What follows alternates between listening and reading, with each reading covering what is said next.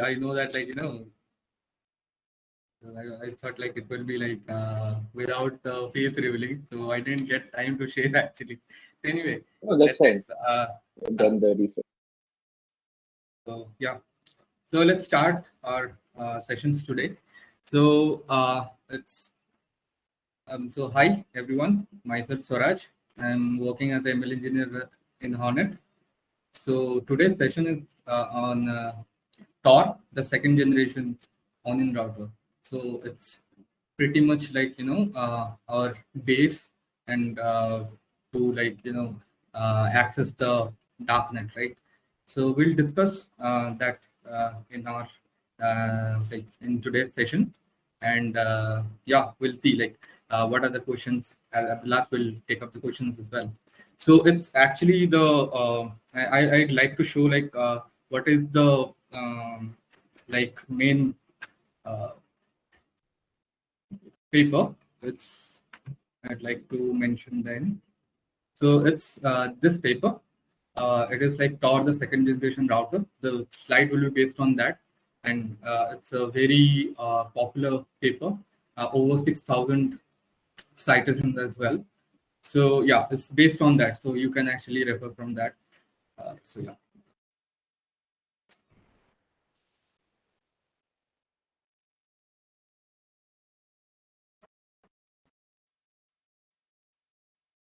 So yeah, uh, like we all know, right? Like TOR is used as a tool to go to any network anonymously. So we can actually hide our identity, like in like, while surfing the net or maybe downloading the file.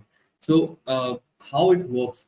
They mainly like when we go to any any normal website via Chrome or something. It's just like our we are like checking. Let's suppose this is the google.com. So in that case, Google server is having the IP, and we go to the DNS and check the IP and get it done our work. So in that case, like Google exactly knows like what is my IP, and all like only one node is in between us.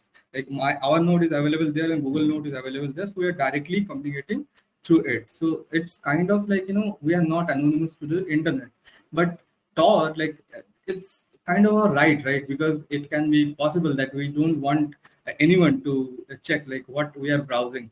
So TOR is based on that only, like how we can browse and how we can hide our identity anonymously.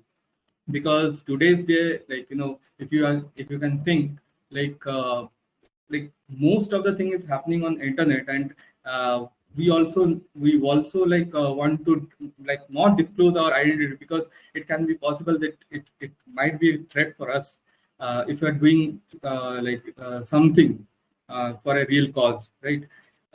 So yeah, this is the thing. So we want to if we want to explore the internet, we can use that thing to hide our thing.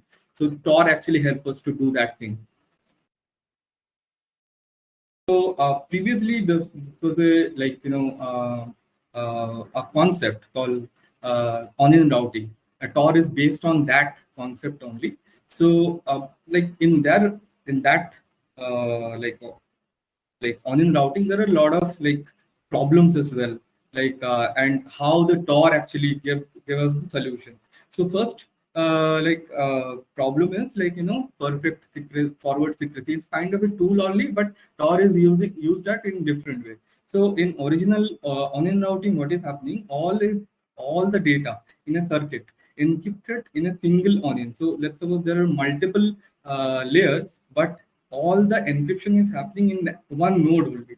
But like let's suppose that node, like in Tor, what is happening, that there is one node that Alice node. Let's suppose the server is the Bob node, and there is a user who is actually Alice. So now in between there are multiple nodes are available, right?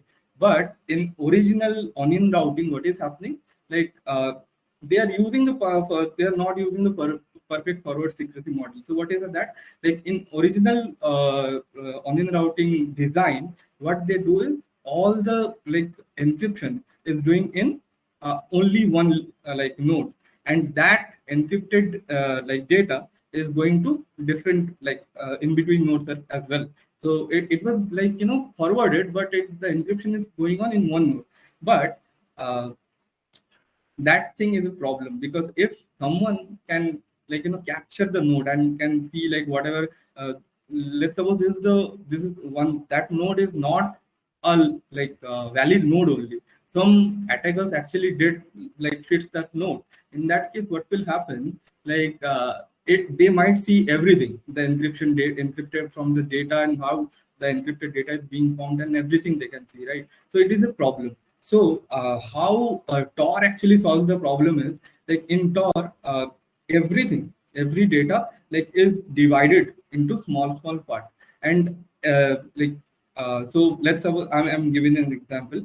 So let's suppose you want to send one diary to your friend, right? So if you trust one friend in between, let's suppose I want to send a diary to Sovic, and I trust Subro, and I give my diary to Subro, and I trust that like Subro will not open that diary, right? And I give one key as well to Subro. Now the problem is Subro can be anonymous, like a threat, right? A threat node. So what he can do is he can just open the diary, open the box, and can see the diary, whatever the content is present, right? So in that case, before processing the data, Subro can see. So that's the problem. So in that case, what I can do is I can actually separate the thing like divide the diary into small pieces. Let's suppose there are 10-page diary, so I can divide into one page each, right? So in that case, each page I'll send to Subro, maybe Aman, or someone is there, Bobby. So in via that, like that nodes are passing to Saudi, right? So even if Subro can read one page, but all the entire data is not being decrypted by Subro, because all the data is not processed through it, right? Through him. So we can actually do like TOR actually solve that problem in that way. Now, Okay, okay. Is that the difference between the version 1 and version 2? That earlier it was going to one node and it was encrypting and forwarding it further, but now it is being split and being encrypted by other nodes as well and then being forwarded. correct. Yeah. So TOR actually Okay, did okay. that thing actually. Amazing, Uh, amazing, amazing. hmm. So yeah, so this is the kind of analogy I want to give actually. And next thing is like separation of protocol cleaning from anonymity. So what in the original routing, what is happening? Like each application need its own proxy. So let's suppose there are multiple applications possible, right? Let's suppose for web browsing, there can be one proxy. For like sending email, we might need one proxy. So let's suppose that Bob is having one server which is having, let's suppose, the web browsing, web surfing as well. And second thing is like Bob 1 and Bob 2. Bob 2 is having one email service, right? So now if Alice wants to wants to surf web as well as wants to access the email or send the email server as well, then Alice needs to create separate proxy for that. So what is the problem in that? Like let's suppose Alice is having like doing multiple things at a time. So she actually can't access the same proxy for all.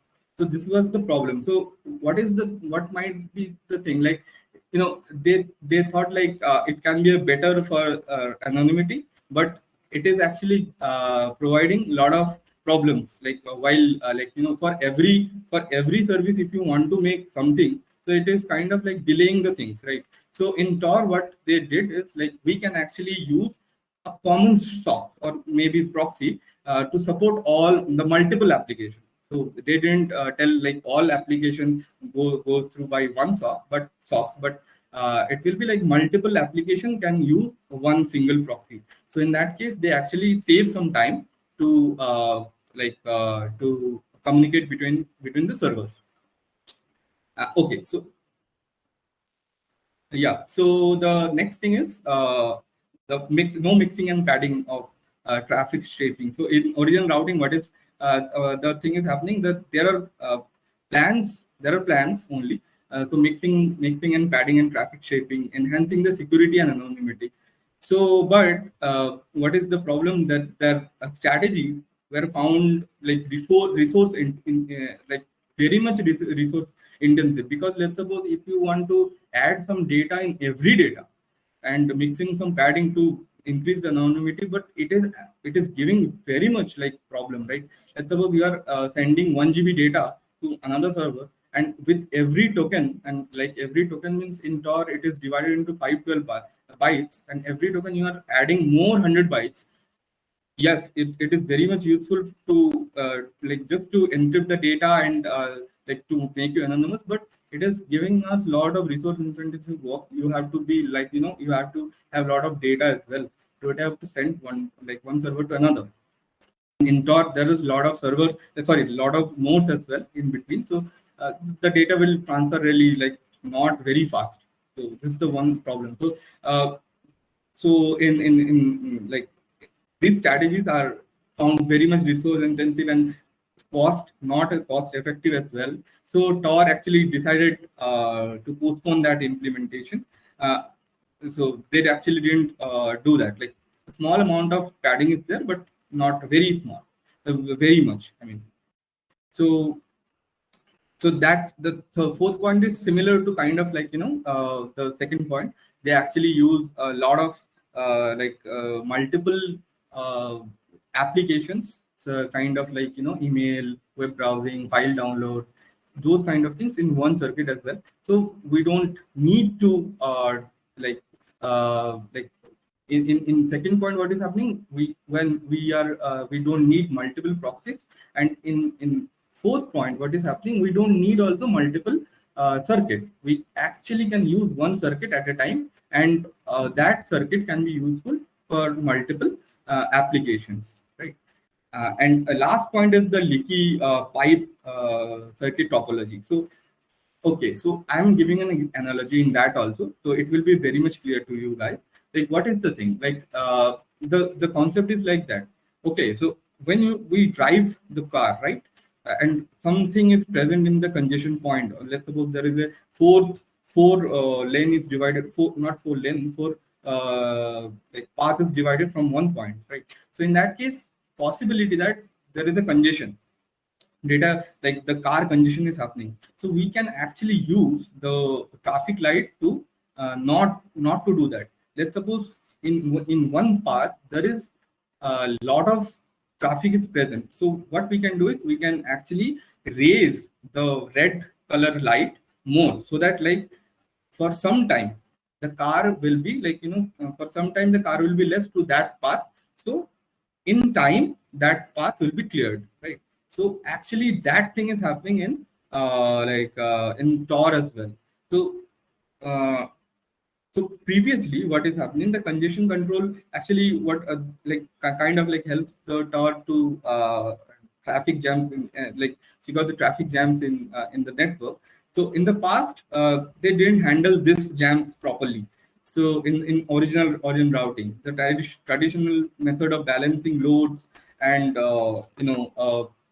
flow to the dark data control require a lot of like communication between different parts of nodes. But like TOR actually approach this thing in different way. They use a deep centralized method where nodes at the edge, like edge means let's suppose like Alice is the user, right? So she's having one edge because before going to the network, she will like enter one node to get into TOR, right? So that node is having a lot of power. So what it can that node can do is like that node can actually identify that okay, this is the law. The if that Alice is actually use that path, so it is that path is having a lot of like traffic, a lot of data is actually crossing through it. So what she can do is like that node can do is inform Alice that okay, that path is having a lot of traffic. Please send the data in smaller part. or maybe in please wait for some time and then can send. So that is the thing. The leaky pipe circuit topology and congestion control is happening in TOR. That is the thing they do. Like if something is like some line is having problem, so please make the data smaller part, and or maybe make Alice to wait for some time and can they transfer the data from the next time as well. So that is the thing they're doing in the leaky pipe topology, right? Okay, so if you have any problem, like you can ask me. I'll try to explain. No, it is clear. Okay. Sounds good. You can go Okay. ahead. Okay, so and other thing, like whatever is present, like in the onion routing to TOR, like that transition is the directory server, right? Right. So TOR uses the special trusted server, like whatever you are saying. At the edge, directory server is possible. At in the between as well, the directory servers are present. What the directory server is called is like to help to manage network more efficiently or simply, right? So they can have the special powers, like they can know like what is the things are happening in the network as well. So what is the path we have to choose to send one data to another, right? So this is the things actually directory server is having. So first, what is the thing, like in the onion router, what is the thing is happening? No, like whenever the data is being like sent from Alice to Bob, so actually that data is that from that node, that edge node of Alice, what it is do is it's actually sends the data to all connected nodes. So it actually like there's a problem, like that data actually flooded in every node possible, and then they try to get the shortest path possible. But this actually created a lot of problem. This might work for a smaller amount of people, but when a large amount of people using TOR, this is a real headache from the like really real headache, because it might flood the whole system and can shut it down for in really quick time. So TOR actually use that, but TOR there is a thing. TOR actually doesn't like do any padding in HTTP protocol services, right? So they actually only use that directory service to like tell like what is the right path, what is the what in what path there is a problem, what path there is a lot of data is processing that part. So this is the kind of thing they're happening, like the directory servers are doing. Now there are variable exit policies, right? So TOR actually lets every volunteer, like TOR lets each volunteer running in a part of, like, let's suppose a network, like what kind of internet activity they're okay with it, right? So everyone can set their own rules, like how they can actually how they would like to serve the website, right? And want to allow like their part of network as well. So it helps us start running smoothly and letting the volunteers know how they want to access the TOR.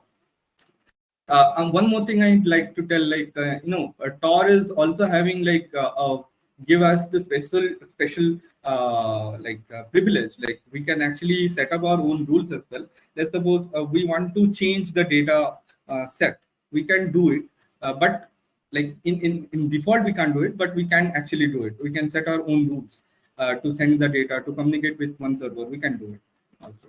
And then there is a rendezvous point and hidden services as well. So rendezvous point is like context of TOR is the special nodes in TOR network, right? So it like what that can do, like that facilitates connection between the user and hidden services. So when user wants to access a hidden service, so a hidden service can be a server that is only accessible through TOR.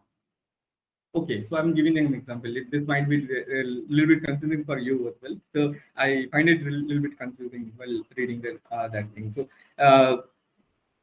okay, so let's suppose render's point is that okay, so let's suppose for Google only. So Google is having the IP, right? So in DNS server, whenever we actually click on like www.google.com, so from DNS server, we're getting the IP of the Google. But so this is the problem. Like for Google, it's fine because they're not uh, they're okay with like non-anonymous, right? So if some really controversial website is present, let's go WikiLeaks only, so where we can find out a lot of like the kind of Wikipedia for, but for controversial topics, we can say that. Like so, in that case, WikiLeaks don't want to explore, like not explore, open or maybe show like what is the IP of that.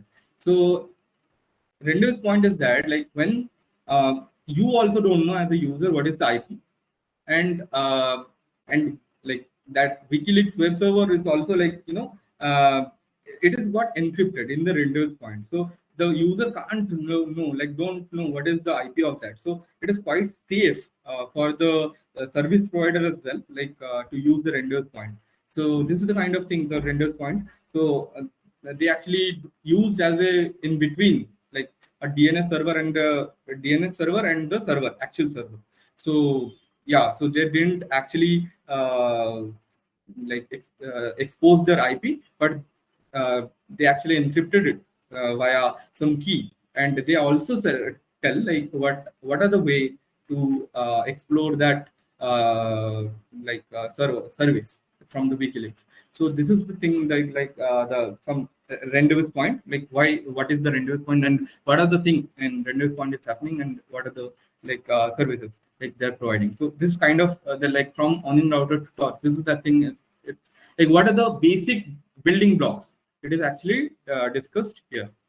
So if you have any question, you can ask in between. Otherwise, I'll continue. Okay.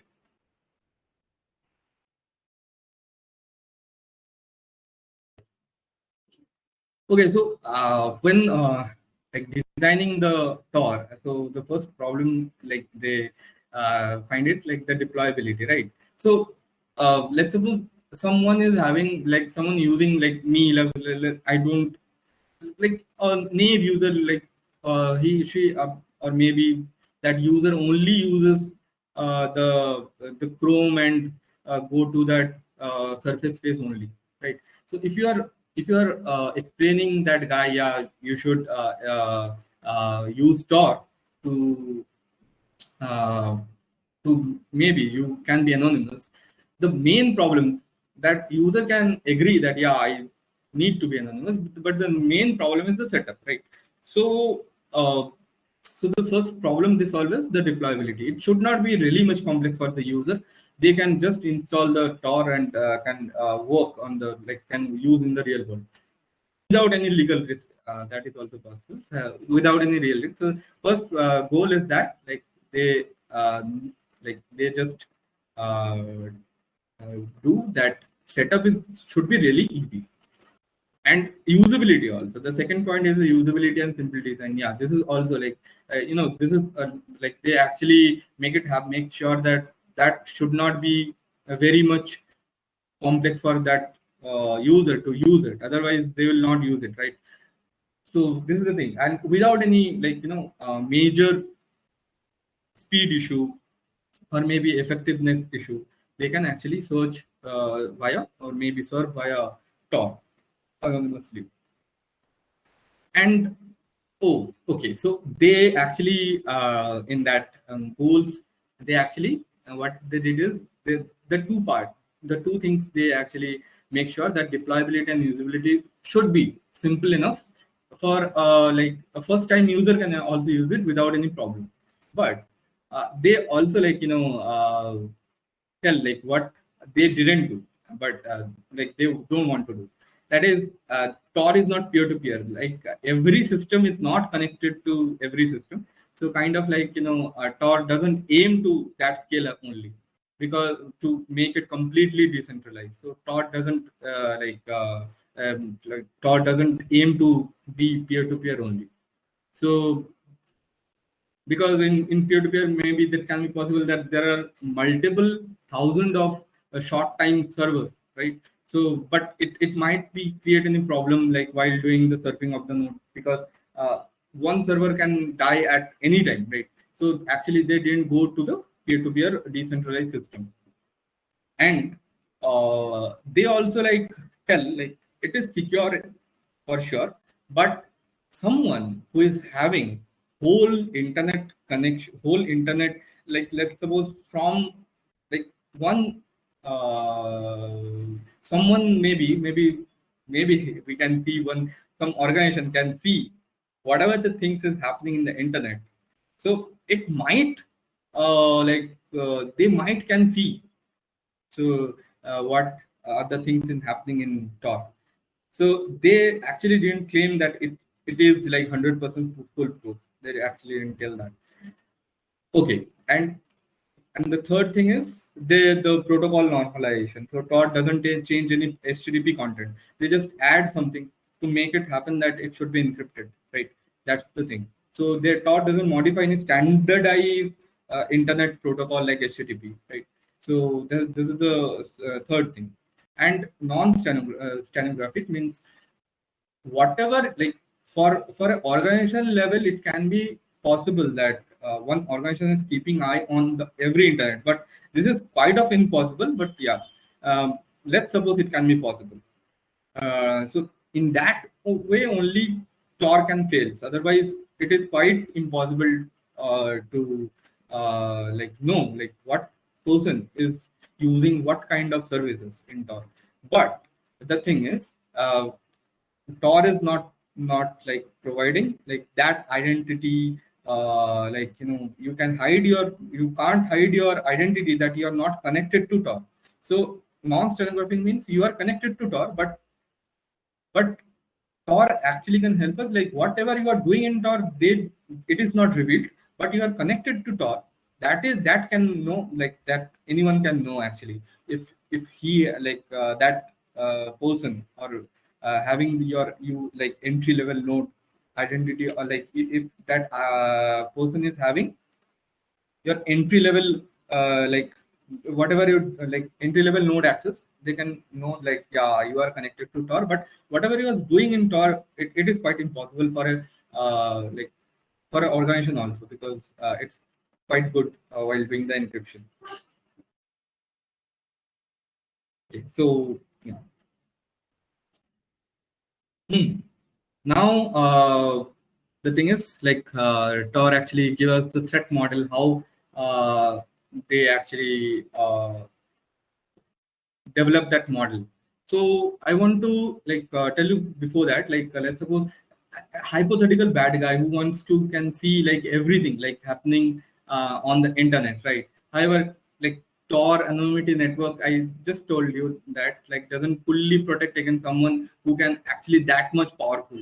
So it is practically impossible from an adversary who can actually see everything in the internet. So TOR assumed that before that, like TOR assumed like instead of deals with more like they TOR actually deals with more realistic way. Like let's suppose what some part, like some can actually see some part of the internet traffic. Maybe they can mess with the traffic by altering some data. They can, or maybe delete some data. They can also run some TOR nodes, which is like malicious nodes. Like maybe some attackers can fit their all like their nodes only. Maybe they can also take control of some nodes. It can be possible as well, right? So the goal of that, like the adversary goal, or maybe like how the threat model will work. So the passive attack is like that. Like if a bad guy tries to figure out who is talking to whom by observing the data, it is kind of a passive traffic. For example, let's suppose they might guess that Alice is talking to Bob if the data patterns is matching up. Like they are actually what they are doing is they actually observing between one node to another node, and they actually, let's suppose they find out that Alice is not Alice, one node is talking to another node exactly 12 a.m. every day. So they can get like, okay, so that node is actually talking to that node in every day 12 a.m, right? So can get the pattern. So this is the pattern they can get. So in passive attack, what they can do is, yeah, so Alice is talking to Bob, and they can, oh, okay, so this node is talking to this node, and every day, and it is happening on the same time, or maybe the same amount of data is being transferred. So they can know, okay, so this is the thing they can observe from the node. And active attack is, okay, so active attack is adversary, like, okay, so what, how I can do this? They might disrupt some traffic or maybe control some part of the network. They can do that, like deleting the network, sorry, deleting the one node, or maybe taking control of that node. This is the kind of the active attack, right? So whatever we're seeing here, so observe some traffic rules is like who is communicating to who, like Alice and Bob. This is the passive attack, like what is the thing is happening in the internet, they can know. But the active attack is disrupting this traffic, like some compromises some node, introducing some new node which is a malicious node, which can actually create, which can create problem in the communication, right? So this is kind of the attack can possible in TOR. But the thing is, TOR actually can also like TOR can actually do the defense mechanism also present in TOR. So what they can do is prevent the traffic analysis by making linking users over. So what they are doing is,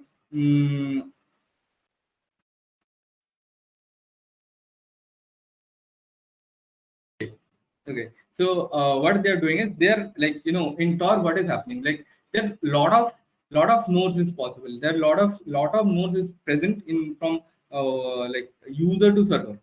So it is kind of like difficult for anyone to like, okay, so you get one piece of paper, like one page of diary, but in that case you don't know what is the exact diary, the content of the diary, right? So it is quite impossible for anyone like to read the messages and to they can know the pattern matching, but they can't know like what they are doing in real world, like what they are doing, what they are sending the data, how much like they are doing any web surfing or they are downloading the file. They actually like can't decrypt that thing.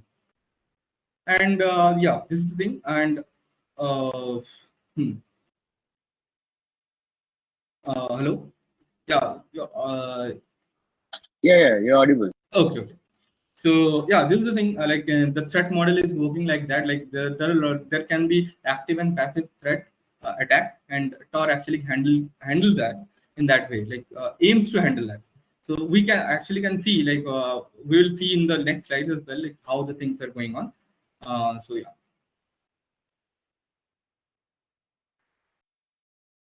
So there are in the TOR design, there are mainly two parts. That's the onion routers and the onion proxy. But let's suppose that TOR actually, what TOR can do? TOR lets people browse the internet anonymously, right? It's made of on onion proxies, like this onion routers and onion proxy. So main two things are present here. What is the onion router? This router pass the data around network securely, right?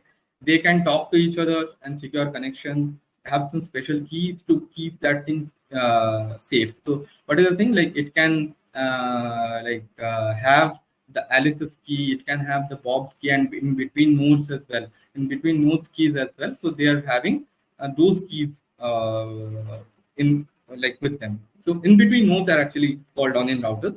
So that nodes we can actually tell them as onion routers only. And onion proxy, like this is the software that proxy is kind of software that users run to connect to the TOR. So it handles all the data going to one end to another end securely. So this is the main two parts of the TOR design. And okay, so sorry. Hmm. So each OR, I want to tell that, like one more thing, each onion proxy, that onion routers, sorry, OR means onion routers. So each OR has two key, one long-term identity key for signing official documents, providing who they are. Like let's suppose Bob is having like onion router will have Bob's identity key. Like if you want to connect to Bob, like you have to sign that document, like that router will have the Bob's uh, public key, and your data should be encrypted via Bob's public key, so that that data will not be sent to other route, like other services. It should only be decrypted in Bob's uh, like in Bob's server using Bob's private key. So onion router is having that long-term identity key, and it was also having a short-term onion key for making the message that can be trusted and not tampered. So it kind of works like a checksum. Like if you have any data in one node, it should be the same in the previous, like in the next node as well. Otherwise, this is a problem. We can actually discard it. So Tor will not continue with that data because it's been tampered. Okay, so now the Tor cell, right? So Tor communicates securely using some thing called TLS. TLS kind of like handshaking protocol only. So to which keeps actually data safe and stop outsiders like some hackers to mess up with the data.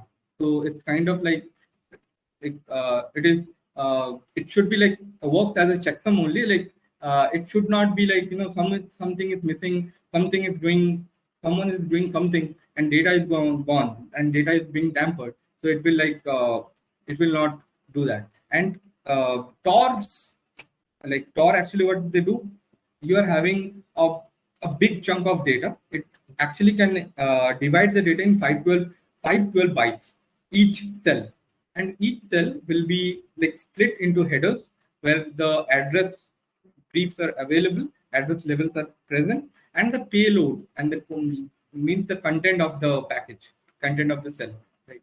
So cell can be having those things only, the header part, like where the data should go and what path is in, and the header also like encrypted via that server's public key, so that that server, like Bob only, like if Alice wants to send some data to Bob, then header will be encrypted by that Bob's public key, and everything will be encrypted, and that data will should only be sent to the Bob's server. So this is the thing. So cell is having two main parts. One is the header, and one is the payload only. And but each cell are like in Tor, each cell are two kinds of cell are present actually. One is the control Tor and one is the relay Tor. So control Tor, which actually manages the network, like a starting and ending connection. So if let's suppose some and okay, let me tell the types of things first. What is one? First one is control cell, which actually manages the network. Like we just I just told you guys. And second one is the relay cell, which actually carry the actual data people are sending. Okay, so if I'm giving an example, if Alice wants to send some data to Bob, so what, and in between, let's suppose the 10 nodes is present in like 10 nodes is present. So what it will do is first it will go to one node, first node, and it will check. Okay, so I'm okay with the connection. I can actually connect through a path to Bob, right? So then that node actually will send one encrypted via Bob's public key, and then will send to the second node, and that way that node addition will be added, and the last at last it will be present. It will go to that Bob's node, and Bob's will be acknowledged. Okay, even if that data is coming from 10 nodes, but I can decrypt it, so I'm okay. So you can send the data. It's the control cell. Now Bob will send an acknowledgement to the Alice. When Alice is acknowledged, okay, so now this is secure path. Now the relay cell, what will do is actual data will be transferred. So first there will be a handshaking protocol only. So now what like they actually handshake between them and acknowledge Alice and Bob, like they are okay with, like yeah, they are okay with, like Alice can send data to Bob and Bob can also send data to Alice. Then the relay cell will start it. Relay cell will start like one by one. Each packet will send to that network. Okay, so and each thing like each cell has a special ID. that tells the TOR that each part of each it is having a special ID which actually connect to the each part of as many connections there can be mixed in same path. Okay, so I'm giving an example. So uh, okay, so let's suppose I want to send the data to one server, right? So now server is being acknowledged by me. As a server is acknowledged by me, and server is okay also because my control cell is having the public key of that server, right? And now we are okay. Like the secure path is built. Now one by one the data will be sent. Data will be sent from my end to the server end. So this is the way actually the control cells actually build the path, and relay cells then follow that built path already, which has been acknowledged by the both parties, and can do the processing things. So now the thing is circuit and streams, like how effectively like we can use the circuits and streams. Circuit means the path. I just tell in between two parties, it's kind of possible that there are multiple nodes. There are 30 nodes, there are 40 nodes can be possible, right? There are 10 nodes can possible, but ideally this is 32, but it can be possible any node. So that path is being built, right? So this is called circuit. So circuit is being built, right? So there should be something. There should be how the circuit and stream should work. First, the efficiency improvement, like onion routing, how the TOR actually solve the problem. The in onion routing, it is present in onion routing as well, but in TOR, how they actually improve that circuit and stream. So what they do is like in onion routing, initially created one circuit on each TCP stream. So okay, I told in the earlier slides that it can be like in the onion routing for each application, one data one private key and one socket is being created. So it is actually which is actually costly also, and actually can slow down the things between two parties, right? So TOR improves the efficiency by allowing circuits to be shared. Like they can actually share the same circuit for doing multiple things. Okay, and the second thing is pre-made paths. Pre-made path means users onion proxies, like the softwares of that user in TOR construct like advanced path. Okay, so let's suppose you want to connect, you just connected to TOR. Now you want to send the data, but you are not sending the data like right now. But TOR actually can, if like TOR actually can make like lot of path, so that like even if you use that path in future, like if you want to use that thing in future to send some data, you are having 5 paths available. You can choose anything. The network can choose anything, but you are having the 10 path which is active. So TOR, what can that TOR can do is whenever you connected to TOR, even if you're not browsing anything, you're not downloading anything, you will have actually not you can have, you will have some paths which are active. So whenever you click on that www.something.onion, you will just use that path and go to that server. Now the third thing is the circuit rotation. So what onion proxies, like the software, consider rotating the new circuit once in every minute. What it ensures, it ensures that even a heavy user spend a little, like a heavy user when a user is having a lot of data to send to the server, can spend a little amount of time to build the circuit. And this frequent rotation actually enhances security. Otherwise otherwise anyone who is having your entry node access, they can actually see, okay, so you are doing it like every time, that time, and you're actually sending the data You're sending the data and you are using only one path only, right? You are using only one path.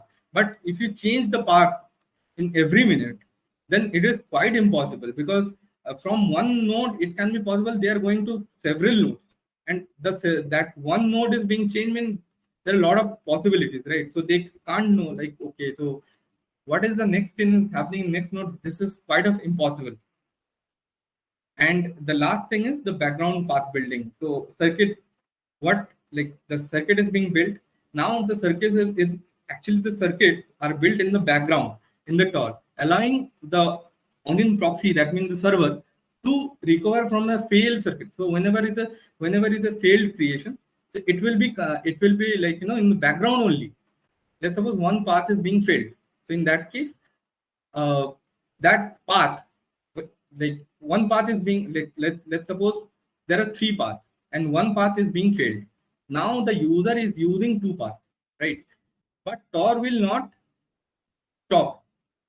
What it will do in the background, that it will build that first path which is being failed. So after some time, that first path will be created also. And now the user will have three paths after some time. So let's suppose at 3 p.m., one path is being deleted, and using other two, that the data is being transferred to one to another server. Now at 3:1 or maybe 3:2, that first path which is being destroyed will be created again. So it will be done on the background only. So user don't have to, like, think about, okay, my thing, like, not user, that don't have to think about, okay, this path is being destroyed, now what I have to do, I only have two paths. It will be created automatically.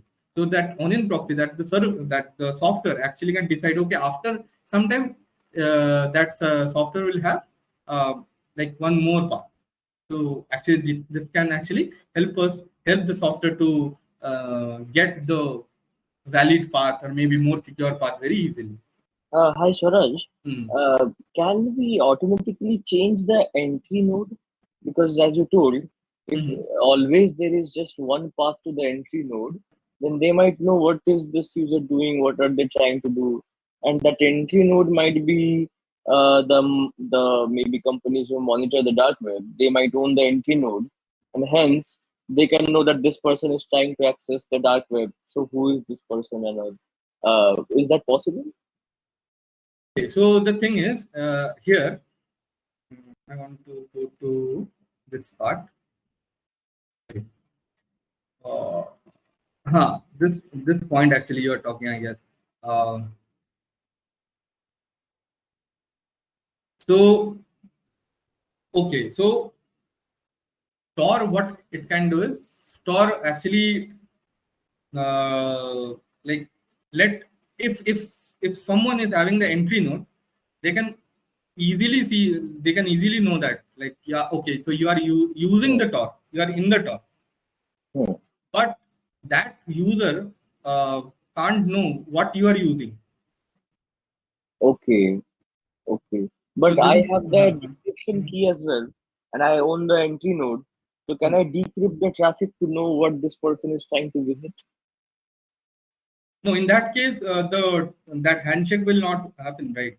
If you decrypt Oh. that thing, and Uh-huh. if you decrypt that thing, and you only get to know the next node only. Okay, okay, okay. Okay, got Uh, it. Yeah, you can proceed. Yeah. okay.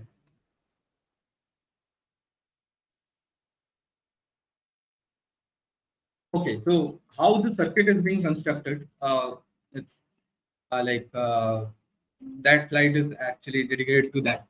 So circuit is like the path from one user to that server, right? So what so it is like actually divided in circuit creation and circuit extension. So first, what it's do is, at the starting of the server, at the starting circuit, user and the first node. Okay, user and the first node. A node, let's suppose a user, let's suppose Alice, wants to start a secure connection to the circuit through the TOR network. What she will do, she picks first server and she will connect to Bob, but she wants to connect to Bob, right? So in that case, what we'll do is Alice send create cell to Bob. This is like sending a message, like I want to connect to Bob. I want to connect to Bob, but now what I need to do, right? So then Bob like Bob will sending back the message with some secret information, secret encrypted information. Suppose this is the G of X to Bob, like sends the G of X to Bob, right? Now Bob replies with that response of that GX with GY, right? So now their key is being there. So Alice is having the Bob's key and Bob's is having Alice's key. But TOR actually don't use that direct connection, right? So it will do after circuit creation. Okay, so Bob acknowledged Alice's thing, but now the thing is, Bob acknowledged that okay, Alice can connect to my server. Now the thing is circuit extension. Now this add with adding the nodes. At first, Alice is there and Bob is there in between one node only. Only there is only one node, and they are okay. Like okay, if you want to connect to me directly, you can connect because we actually acknowledged both. Like the server acknowledged the Alice, and Alice has also got that Bob's public key. Okay. Now the thing is how the circuit is being extended to add the next node. What Alice will do, Alice wants to add another node. Okay, let's suppose this is Carol. Okay, to like get to like more secure that path, to make that path more secure, because yeah, so she is using the TOR, right? So she must be like anonymous. So that is why she actually uh, wants to introduce Carol. Right now, what she'll do, she sends a relay extended cell to like Carol will send a extended cell to Bob, and now Bob will do the same thing with the what it did to the Alice. So Carol will send one a key to Bob, and Bob will send another key to Carol. So now what is the thing is happening? Alice is having Bob's key in like, and Bob the server is having Alice's key and Carol's key. And now if Alice wants to like send data via Carol in between, like in between Alice and Bob, there is the one node is present, that is Carol, right? So now if that Alice wants to send the data to Bob, Bob is like in via Carol. Carol is having Bob's public key, right? So now Carol will know, okay, so this data is coming from Alice, but it will be extended to Bob, and I know Bob's public key. So it is matching. So I can transfer the data to Bob. So that is the way we can actually add the node. So Alice will have only, the end user will have only server's public key, but in between nodes will have all the server's public key as well. But the server side, the exit node, will have all this key in between paths. So even if like the first node, you can't know what is the previous node, because it should be acknowledged by all between nodes that okay, this data should go to Bob's node only, should not go anywhere. And also there are also happening, there are checksum is also being checked in that nodes as well, that data should not be tampered. So they are also doing the checksum as well. So this is the way actually the circuit creation and circuit extension is happening. So every node from entry to the exit, that previous node between exit, it will be having that server's public key, but the exit node will have the whole path. So they can actually see, okay, so this is path is valid, this path is valid, this path is valid, that whole path. But at one, this is a really good thing, that one, like someone might attack that path, right? That exit node, and can check, okay, so everything is there in that, so we can actually go to that. But there is a lot of hidden services as well. There is render's point as well. You can't just go and check. So this is the thing. So even if you can like get the data, but you can only decrypt it in the server only, right? So and the server is having only the private key, so they can do that thing. So this is a quite interesting thing, the circuit creation and circuit extension. So they will go one by one, but they, like, even if some attackers or hackers can access the exit node, they can't actually decrypt the thing, decrypt the path. So yeah, so this is the thing, the circuit extension, circuit creation, circuit extension is happening. And yeah, so if you have any doubt, like, you can ask anytime. So yeah, it might be a little bit confusing. Yeah, but your explanation is really good. Very Okay. nice. Okay. So okay, so the thing is, like, now the thing is, like, how the key features is happening, right?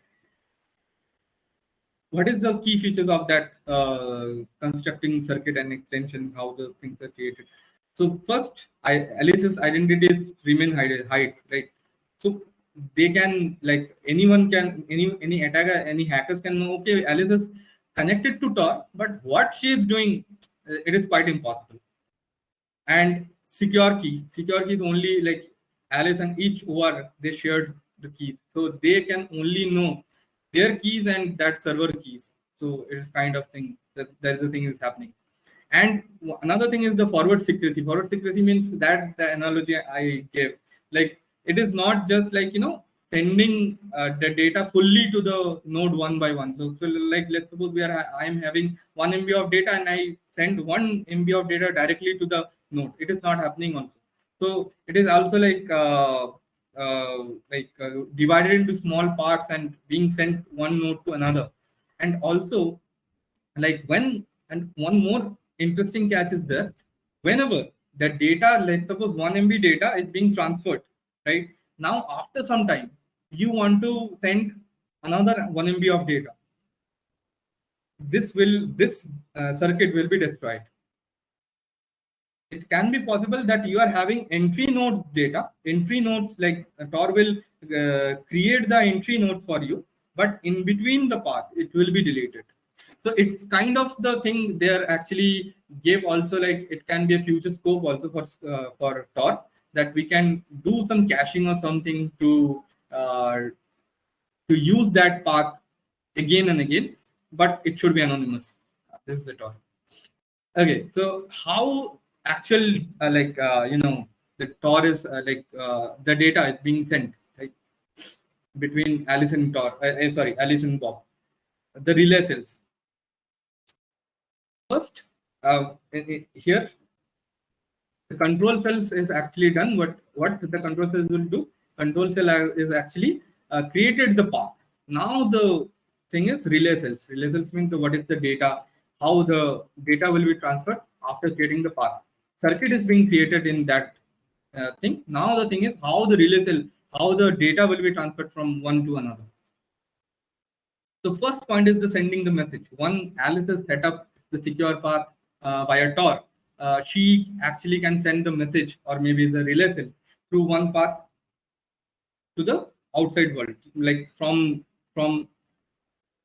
his computer or from her computer to the outside world. Now, the thing is, the next point is the processing message by on-in routers in between nodes. When an OR receives a message from Alice, it checks the message is going from, like, it checks that, okay, this message comes from Alice, and, like, the okay, so the OR, the on-in router, get the message from Alice. So okay, so on-in router is okay with Alice, send the message, right? Send the message, and it checks if the message is going away from Alice. Okay, yeah, it is going away. Now, if it is, then on-in router is checking the message is valid or not. valid means it's checked actually the checksum with using the checksum. It should not be tampered in between, right? If the and then it uses like if it's not like it is not tampered, then it's forwarded the message to the next node. So from Alice, one first on in router is present. Whenever I check, okay, the Alice is it's coming from Alice, and now Alice wants to send the data, and the data is being encrypted, and it is okay.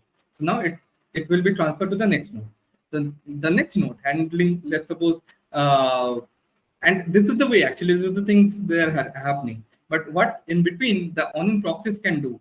On-in proxy means the software only, the software from on the other side, like on the routers also. Like, so on-in proxy is kind of a software only. So on-in proxies what can do is decrypt the incoming data using the shared key between them.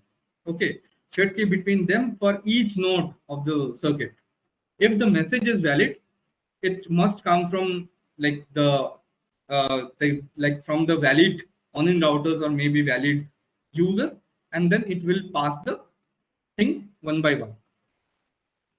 So this is the thing. So Alice sends the data. Okay, this node actually validated the data. Okay, this is the thing. This is not being tampered at all. So it will be transferred the data to the next node and to the next node. This is the thing. This is happening. So this is the thing, that creating the message and circuit setup. Circuit setup is first already done also. But let's suppose the ending of that. So what it is quite interesting. Let's suppose this is the last packet that it is being sent from Alice to Bob, right? So in that case, like to end the circuit, like we have to end it, right? We have to end the circuit. Like Alice is done. So Alice sends a special message, like everything is done. Then Alice will send a special message that okay, my thing is done. It's time to like tear down that path. Now that message will be like acknowledged to all that nodes in the path, that path possible, and then that the server, that's suppose the Bob server is acknowledged that okay, so Alice must be done with the data transfer. So now the Bob will also acknowledge okay, this is done actually. So the Bob will acknowledge each node also, each node possible. Each node is present in that path, and now when every node is acknowledged by Bob's and Alice is also done, so that path will be discarded. So this is the thing. But if let's suppose something is happening, and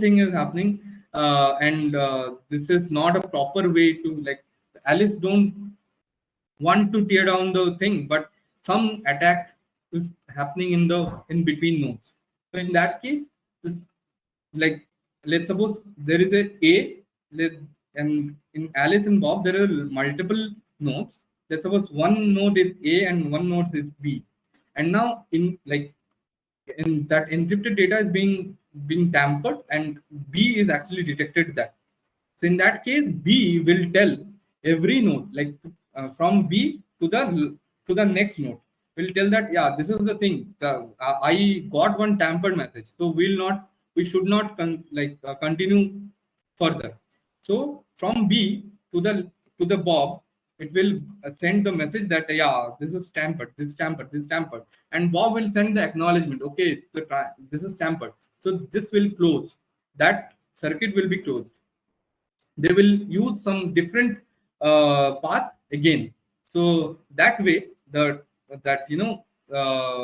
even if some person wants to see they can see, but if they wants to tamper the message, the path will be discarded.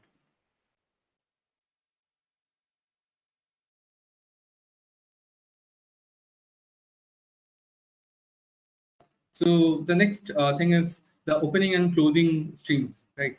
So when Alice wants to connect to the specific address, okay, and port over internet, right?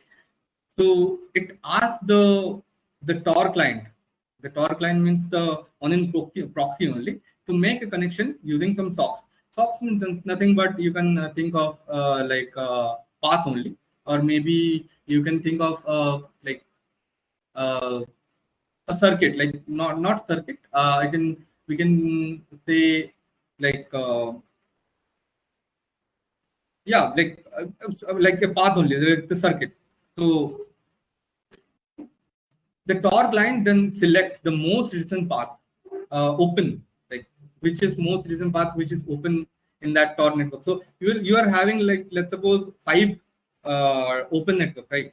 And TOR will select that, on proxy will select, okay, so what is the, like, you are using 3 out of 5 paths.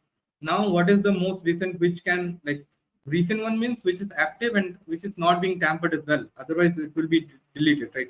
So it will select that recent path. Okay, so this is open and we can use it. So TOR will select that open path, right? And now we have the path. Now, opening of the stream, how the data is being sent. The TOR client sends the data using the relay, like relay begin cell, we can tell, to to the exit node, and requesting the start of the connection. Once the exit node establishes the connection, Swaraj, uh-huh. Swaraj, is every node Mhm. in the circuit Mhm. acting as a DNS node for all the other nodes? Like, if they want to know where to send the packet further, is each server itself acting as a DNS server for the next nodes? Hmm. I'm not able to get, like, can you explain a bit more? Yeah, like if my data is going to the node A, then going to B, then going to Mhm. C, then to the server. Mhm. So if it is sent to A, then Mhm. A, does it know already that it is supposed to be sent to B, or how is that path determined? How the path is being created, right? Yeah, yeah. Okay, so okay, when the acknowledges thing is happening, no. So let's suppose this is Alice and this is Bob, and in between there are three nodes are present, right? So from Alice, it sends to A, then B, then C, then Bob, right? So each node will be having their private key and Bob's public key. But when the Bobs acknowledge that thing, okay, so your source is this, your source is that. So when Bob will acknowledge C, so Bob will say that, okay, so you are okay to connect with me. Now Bob will connect to B. Then Bob will say that, okay, you are expected to get the data from Alice, right? And uh, like Bob, like every node will be having the previous node, every Address. node address, correct? Previous node address and next node address, and also the Bob's address, the main thing, like the main server we want to send the data. Okay, so that's why I'm asking. Then does every server act as a DNS server? I mean, kind of, or not? It's like DNS server, we can say, but it is not kind of a DNS server. Not really. Yeah, yeah, yeah. Uh, Got it. Got it. Got it. uh. But yeah, they actually can know the previous and end node, like the previous and next node. They actually know. Yeah. Okay. Okay.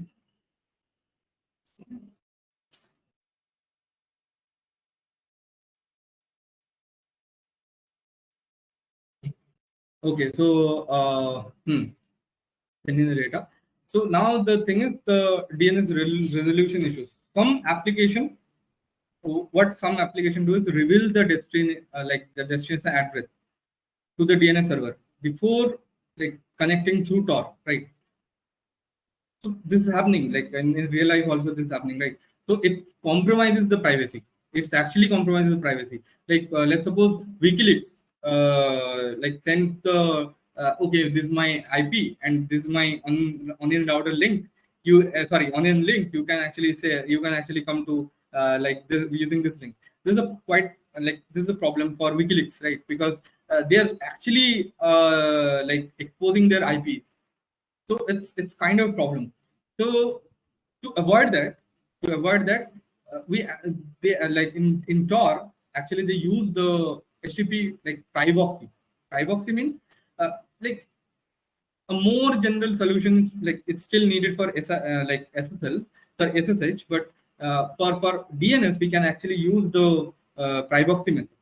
But I want to like tell like a simple in more simpler way. So let's suppose sometime application try to figure out like how to reach the website using some DNS lookup, right? Which can give the problem. Some tool actually can be used uh, to actually prevent that. We'll discuss how the privacy works as well in the next slides as well. So yeah, uh, so now we can see that like we can actually focus. Okay, so first in TOR there is no such DNS server uh, like uh, like happen. So you can't get the direct using some like some mapping that IP address and link. This mapping is not present here. So in TOR, so this kind of like create the problem, because yeah, because you can't just expose. You don't want to expose your IP, right? And now the closing of the string. So when Alice, let's suppose, done with the browsing, say she signals through the TOR that yeah, okay, this is the close. If everything goes well smoothly, like everything is done, and then like everything is done, then it will be a goodbye message. Like you can think of a goodbye message from Bob, like yeah, okay, I'm done. Like Alice sends goodbye to every node, and node will in between node also it will say goodbye, and Bob will acknowledge that node as well. Like okay, so this is done. Actually, we can actually discard the connection. Or we can actually discard the circuit. And if something is happening in between, and every actually Alice can know that yeah, something is being happened, some data is being tampered, or maybe some data is being deleted in between. So we can also delete that circuit, because something is happening. We have to start it from the very first. So this is the thing, opening and closing of the string. Okay, so let's wait.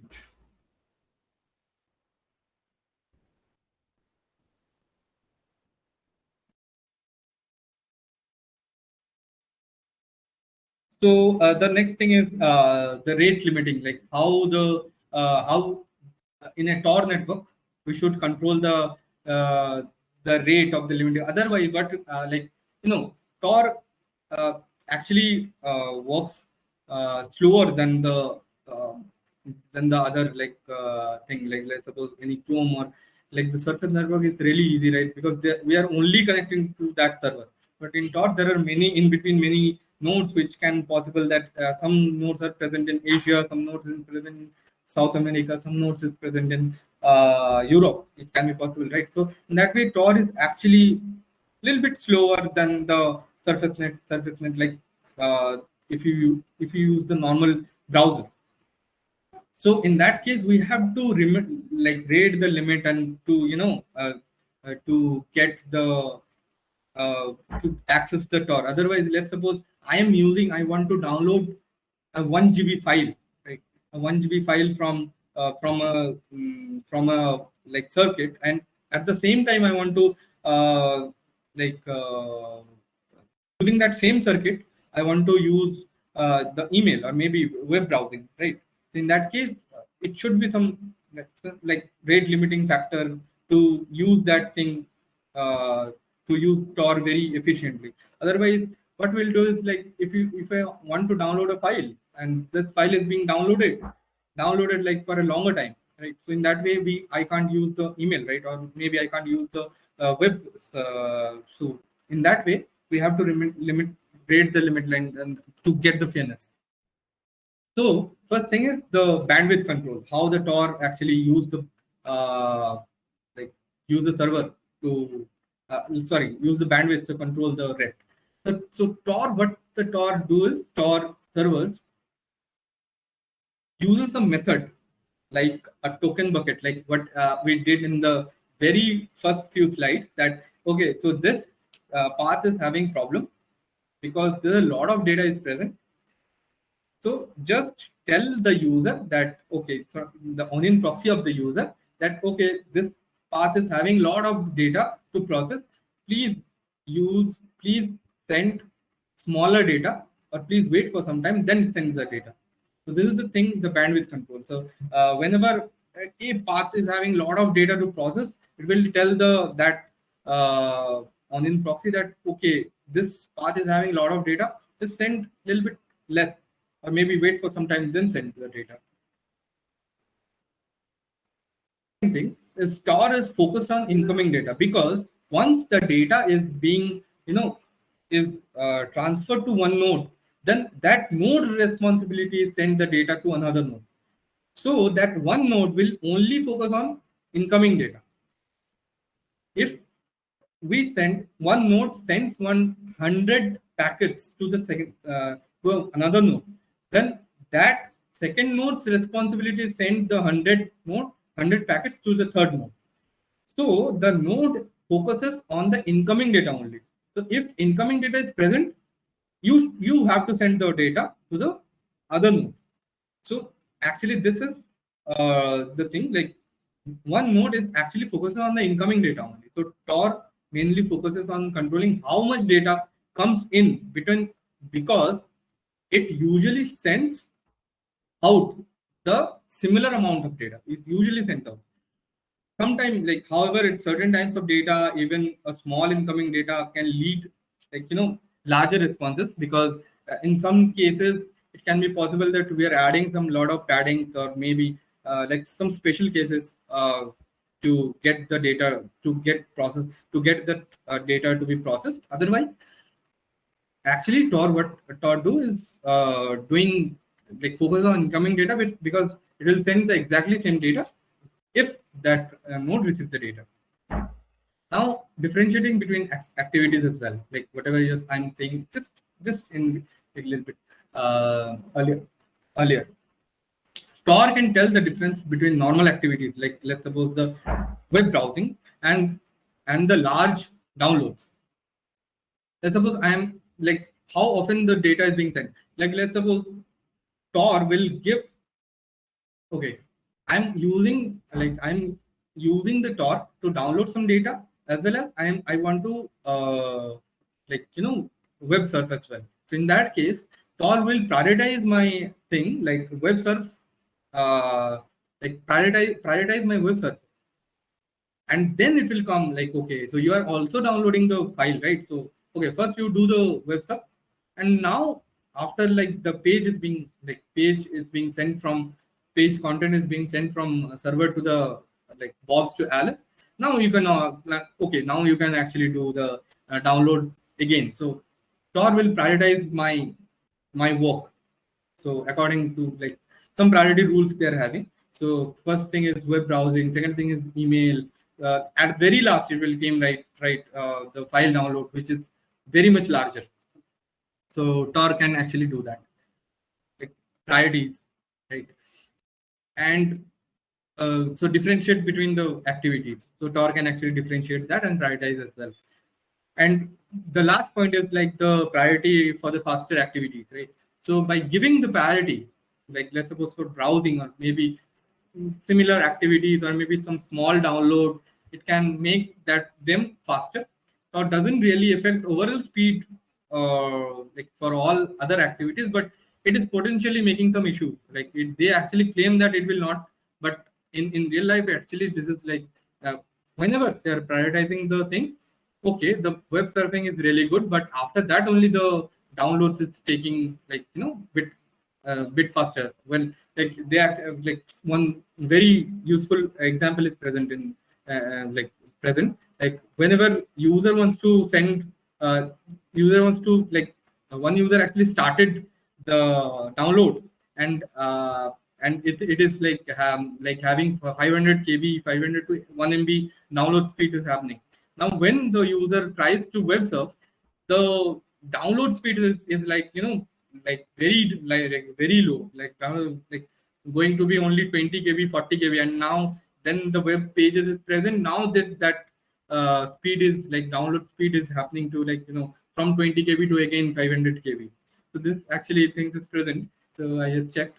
So this is the thing, like they actually claim that this is not creating any issues, but it is actually, it is create some issue. Like downloading the big file, it can actually create the issue, but it is actually quite good because the email or maybe web browsing, it's quite kind of the thing we actually want to do now, like real time. Okay, so this is the thing. Now the next part is congestion control. Congestion control is like that, like even if limit on how much data is being sent, there can be still be a problem, like too much data in a certain part of the network, right? So I sent one, like whatever, like okay, let me give you the tell you why it is needed. So in certain part, and possible that it is having a lot of data. So if too many people are using the same path through the network, so it can be too crowded. For example, someone could purposely send a lot of data to slow down the TOR and like creating problems. So let's suppose this must be confusing for you because I just tell, like from one node from A to B, this is one node, and when the data is being transferred, that whole path is being discarded, right? But how can have like too many people are using the same path? How can it be possible, right? But it is not like the same path they're using, but they're using the same node, right? And the same node is actually processing a lot of people's addresses, people things, your users things. So one node can have a multiple things, and one node can have a very large amount of data in that case. So if one node is being like one path, or maybe one node is having too crowded, so for that, like it actually slow down the whole path, you like going through that node, right? So this is the why we should actually need the congestion control as well. Otherwise, the TOR can slow down.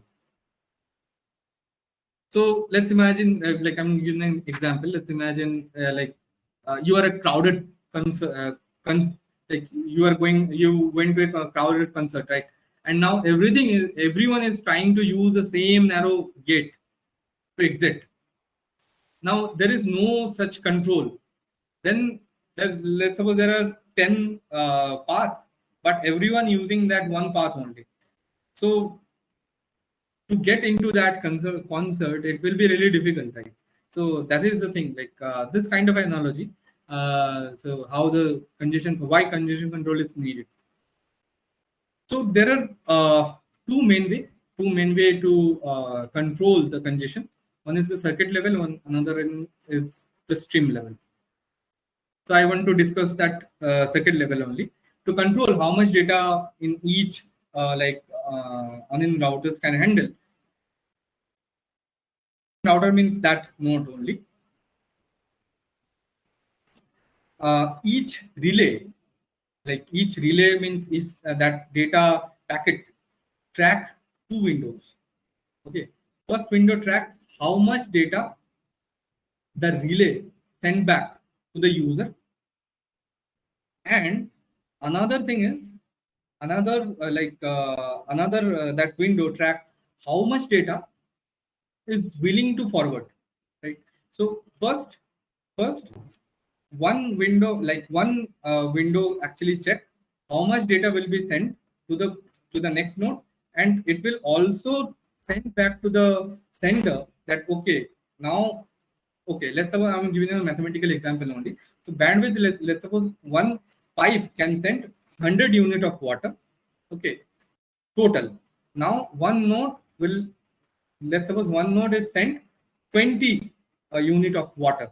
So 20 unit of water is being sent. Now that node also tell the sender that okay, now 20 unit of water is present in the pipe. You have to send 80 only. Otherwise I can't process that, right? So in that way, the circuit level throttling is happening. Each node is having that data, that two window. First, the first window tracks how much data is being processed in that path, and for second node is like tell the sender that okay, so out of 120 is being covered, you have to send only 80. I can ready with 80, but not beyond that. So this is the circuit level throttling is happening. And another thing is the stream level. Stream level is similar to circuit level of throttling as well, but each stream within a circuit. So let's suppose that pipe also like has its own limit, right? It can't send more than 100. So each stream start with a set number of cells, like which can process. In our example, it's 100 only. It reaches to that certain point and notify that node. Like let's suppose very first, that first node sent 120 unit of water to the next node, and next node sent 100, because in that pipe only 100 unit of water can go, right? Now that circuit will tell the node, okay, just wait, I'm processing that 100 unit, just wait, otherwise I can't process it. Now that second node will wait for 100 unit to be processed. When the 100, not 100 unit, when the let's suppose 20 unit is processed, then send that path will send a 20 unit request. That 20 unit is processed now. You can send the rest 20 units. So it will be processed like that. So it's kind of an analogy I'm giving, but data packets like that only. Like path will send how much data packets they can process, that path can process, so that node will send that much amount of data process only. If the node is having lower than that, it is not a problem. Let's suppose the path can process 100 packets and the node is having only 80 packets, that is not a problem. But if the node is having 150 packets, in that way, that might create a problem. So that node needs to be slowed down, because other way the path, like that path can't process that data, right? Now the interesting part is like the rendezvous point. Like what are the rendezvous point and how the rendezvous point works with the users. So okay, so rendezvous points are okay. So if you have any doubt, you can ask now. So rendezvous points are the crucial. The point are very crucial, creating a location hidden services in TOR. These services, like the rendezvous point allows someone like Bob to offer the service, like the website. Let's suppose the WikiLeaks, you can say, without revealing their real IP addresses. The anonymity protects against the attacks, because attackers can't find the Bob's real IP address. So rendezvous point are those points which actually work in between, like which actually, like before going to the DNS service, it will actually go to that rendezvous points. And now rendezvous point actually encrypted the Bob's private IP addresses, and now rendezvous point actually works as in between the DNS server and Bob, so that like Bob's IP address is not revealed to the whole world that okay, this is the Bob's IP address. It can't be possible, right? So this is the thing. Like rendezvous point actually works as a hidden point, like where the server can hide their IP addresses, and but also can give their services to all of the users. What is the goals? What is the what is the goals of the rendezvous point, right? Why the location hidden services are needed. So first, access control. Bob needs a way to filter the incoming data. It can be possible that attackers actually sends a lot of requests to the WikiLeaks, right? The rendezvous point actually what can do is also can do, okay, this might be a problem. They are like flooding the data with a lot of things. They're creating a lot of server requests, which is not needed, right? In that case, the rendezvous point act as a, okay, you have to solve one puzzle, because you are sending a lot of data. So you have to solve one puzzle, so that any denial of service can't be possible for other users, because attackers might send a lot of data, right? So in that case, that rendezvous point acts as a filtering of the real, the incoming request of real incoming request. What is the real incoming request, or what are the floods only? So you have to solve one puzzle in that case if you sending a lot of data. Robustness. Okay, so let's suppose Bob should Bob robustness means, let's suppose the Bob should able to maintain the fake identity, even if some part of the network fails. So the service should not be dependent on like single part of the network. So let's suppose sorry. So let's suppose something is happening, some path is being broken. In that case also, like that rendezvous point should work. Otherwise, other user can't access that, right? So it should be like that. It should be not like one path is broken, then entire thing is broken. So rendezvous point act as that as also. So like if you are wants to access the WikiLeaks, you can. Even if someone is flooding with the data, they have to send the. They have to sell, like they will just tear down that attacker's path, but others can access it. The third thing is attackers should not be able to frame the rendezvous point. Otherwise, they can actually do some illegal services and making it look like a router being created in between. But like let's suppose the rendezvous point access, there is a rendezvous point and then the service is being attached to the rendezvous point. And now one node is created by some attackers, and now this node is creating any fake identity that okay, I'm a real user. But rendezvous point should identify that yeah, this is not a real user. We need to discard that path. That is the goal as well. Okay, and now Bob can hide the location by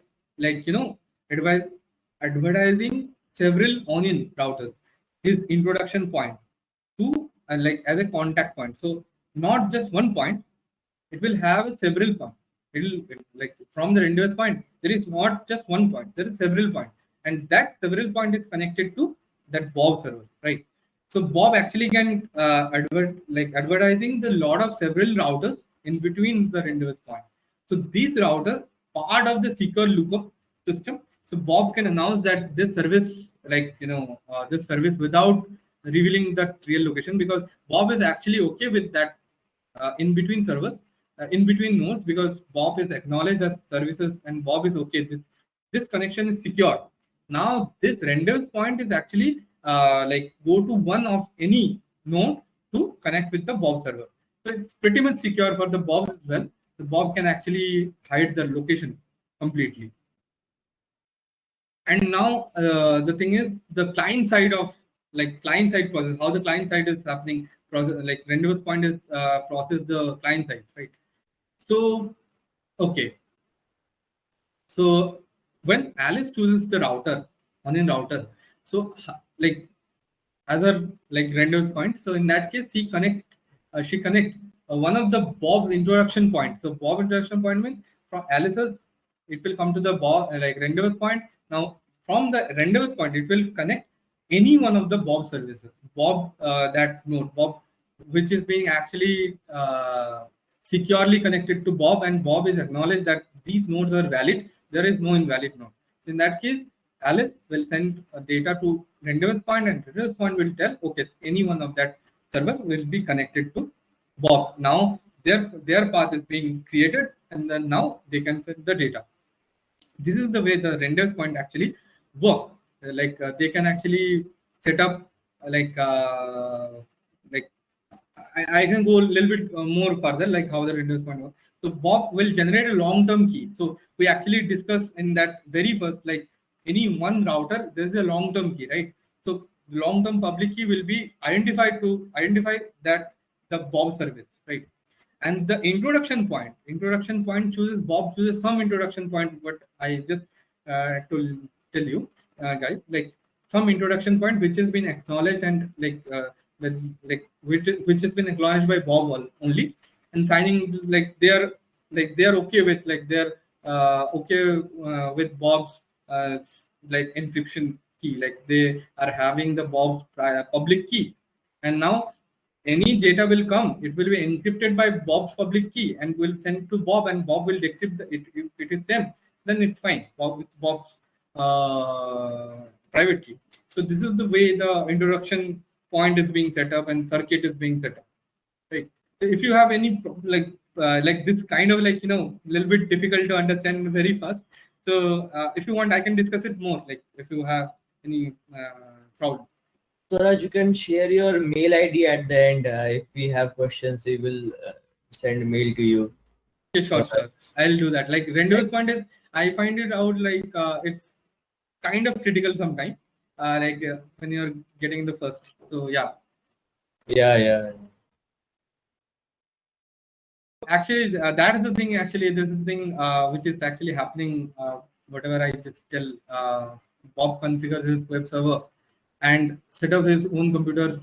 Like this is the process. Actually, this is a step I actually discussed with you, and yeah. So we can actually skip that. I actually told you that. Okay, so now the problem. One problem is denial of service. The denial of service is the attack of malicious attempt of. Swaraj, go to the previous slide once. That seemed interesting.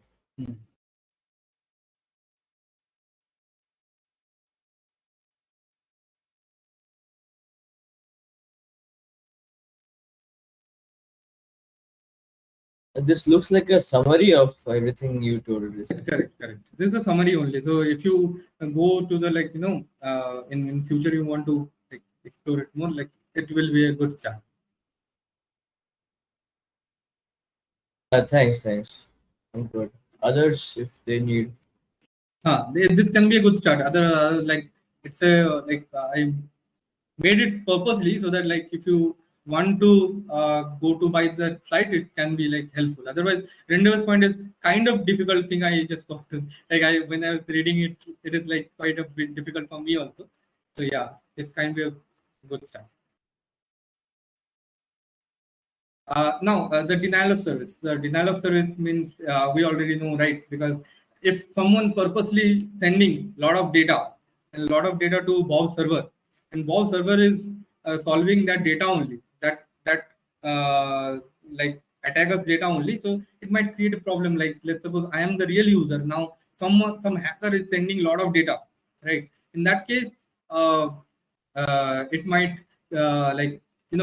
someone like me who is the real user, who can't actually use the Bob's server, right?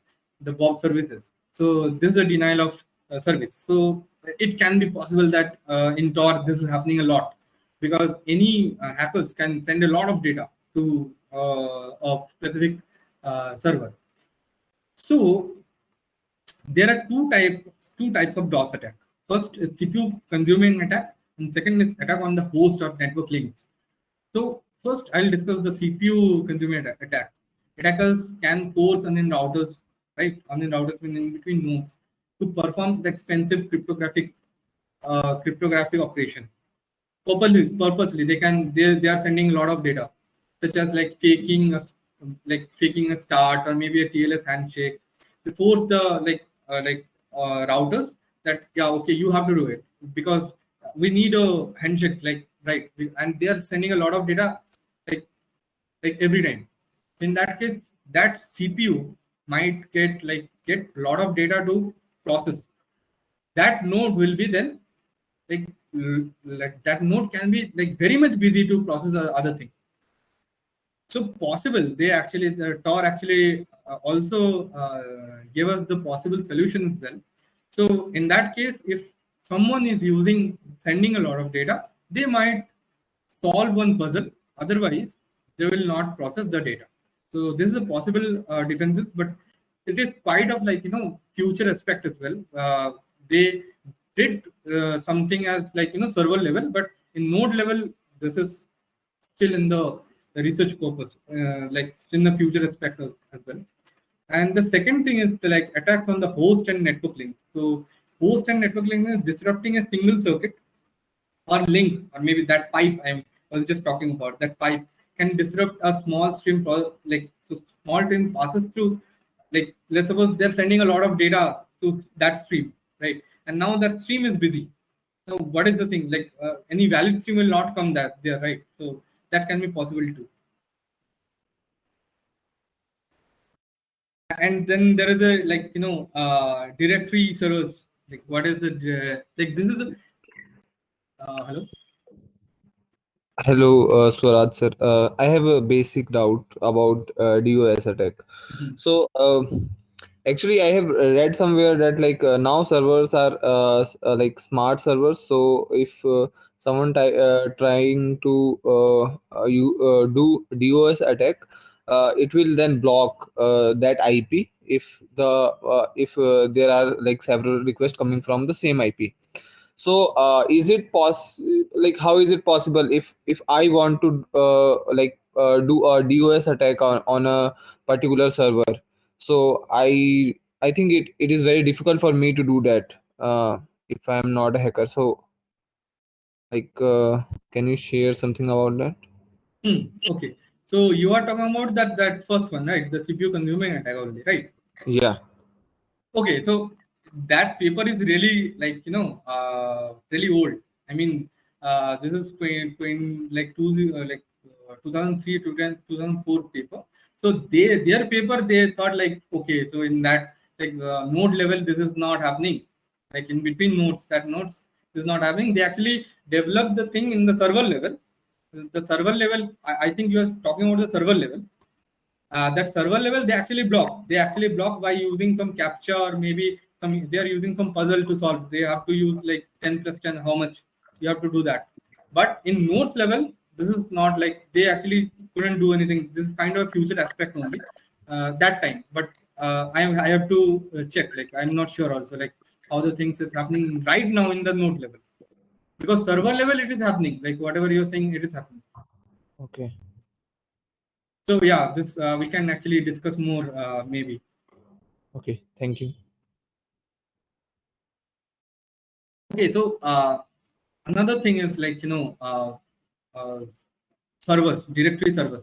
So directory servers are like, some nodes which are having onion routers, which are having like some special powers, right? So why the directory servers are needed?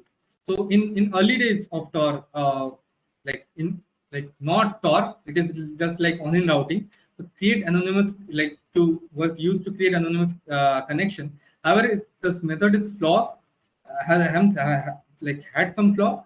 They made the vulnerable to certain kind of attack. Like what is that? Like let's suppose the Tor. I'm explaining a bit more. So in past, onion routing is used method where the routers share the, like every router actually having the network updates with each other. Like one let's suppose one router is connected to four. Now four router is having each like all of the data. Like one router will have 2 3 4 data, and number two data will have 1 2 1 3 4 data, like that. All routers is having all data. So this kind of a peer-to-peer only. So but Tor doesn't use that. Tor uses small group of special server called directory server. This kind of special server is called directory server. This server actually keep tracks of the network status. So let's suppose out of four, only one is a directory server, and now any, like let's suppose any request come in one node of that connected server, that's a 1 2 3 4. Now that four, let's suppose there are four nodes which are connected to each other, right? And now the server 4 is the directory server. That 4 is having all the data. Like, okay, so that 4 can be having how much data is being processed, how much data can be processed through 1 2 3, and what are the nodes are being added. So that can that information stored in only that number 4 server, number 4 router, right? So anything, any like node want to connect that 4 node, first node number 4 will tell, okay, you want to connect to node number 1. You want to check, like you, like this is the kind of capacity that node is having, and this node is having connection to node 3 and node uh, 2. So this is the thing. All these things, anyone node connects to any node, any path wants to connect to anyone of that 4 server. First, the data will come to the directory server. Okay, so you want to connect to that node 1. So okay, this is the information about node 1. So you can check that. So now TOR uses that smaller group because they don't want to create a lot of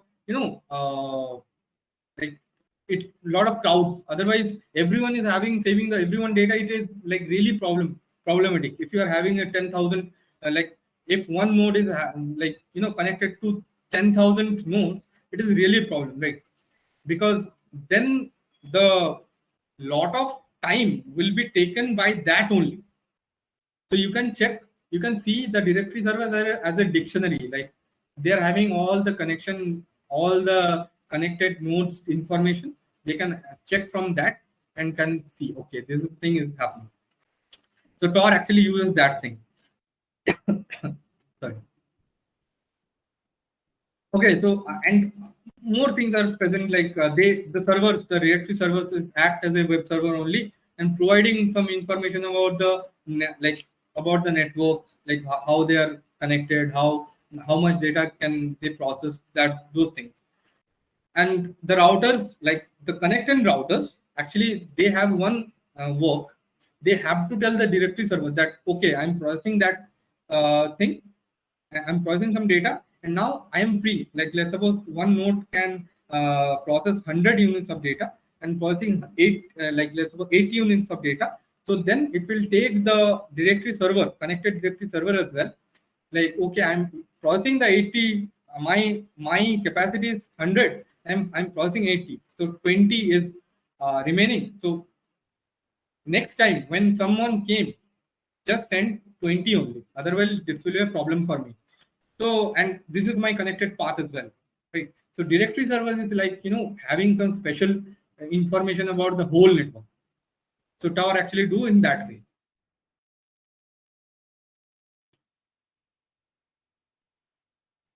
Okay, so some some attacks can be possible as well. Like what kind of attacks? So I just even if you are using the TOR, it can be possible that like some hacker is smart enough to get into that attacks. First is observing your traffic pattern. This means TOR hides the user destination data, just like user destination and data. That is actually done by the TOR, right? But traffic pattern can still be observed. This requires like further processing that due to how we can actually stop that. Like it's kind of a future research only. So what they are saying is they can hide the data, they can encrypt the data, they can hide also your destination, but it can be possible that they are observing that your data, from your entry node, the data is being going to that node only. So it might be possible that you are sending the data at the same time, or maybe using the same data in the same path to the same server. So they can observe, but like one path, they can observe one path. What is the pattern of your data, but they can't actually do for normal hackers. It can't be possible that they actually decrypt your data and they actually can see what are the server you are getting data from. So this can't possible, but they can observe the data patterns. The content, while content is being encrypted, this is content is encrypted, they can see the but that is the thing, right? Because they can't see the data, but they can the connection to the responders may not be, because let's suppose you send your data using some encryption, right? And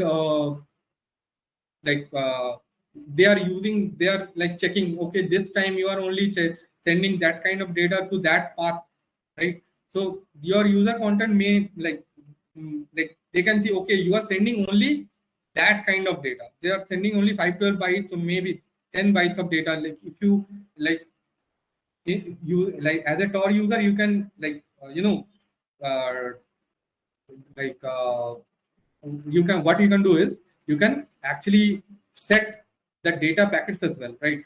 So if you add that, okay, I don't want to send packets as 512, I want to send as data as 400 bytes, right? So you can do that also, but in that case your content will be observed by the passive attackers. Okay, so you are sending the 400 bytes of data every day, that time, so that can be possible. And like option distinguishability like that, TOR allows client to choose the configuration options, right? So in that way, like if you use that, like I want to access, I want to like whatever you are, I'm saying in the that like thing, like you don't want to send 512 bytes of data, you want to send 400 bytes of data, it's up to your hand. But the problem is this might create a problem for you, because TOR, then attackers might know like everyone using a 512 bytes of data, now someone is using 400 bytes of data. Now if they observe the thing, they can know, acha, this node is connected to that node each day, and this node that in between nodes are being sent is only 400 bytes of data, so they can observe that thing also. And website fingerprint means this attackers can involve like building a database of fingerprints, right, for targeted website, maybe the WikiLeaks, then confirming the user connection by by like many, like it can be possible that you are using the your surface uh, internet surface internet using some normal browser, and you're also using WikiLeaks using the TOR, so they can see the, okay, so you are using the kind of thing, you are searching the same thing in Wikipedia, so and you are using the same 400 bytes of data, you're going to that same path, so they can actually figure it out, but it is quite difficult actually for them also. So it can be the passive attack because they can observe the data, but they can't do such like a lot of things. So yeah. Okay, so these are the active attacks. Like what it can be possible that they can attack that one one can attack in TOR. Sorry, I just want to have some water.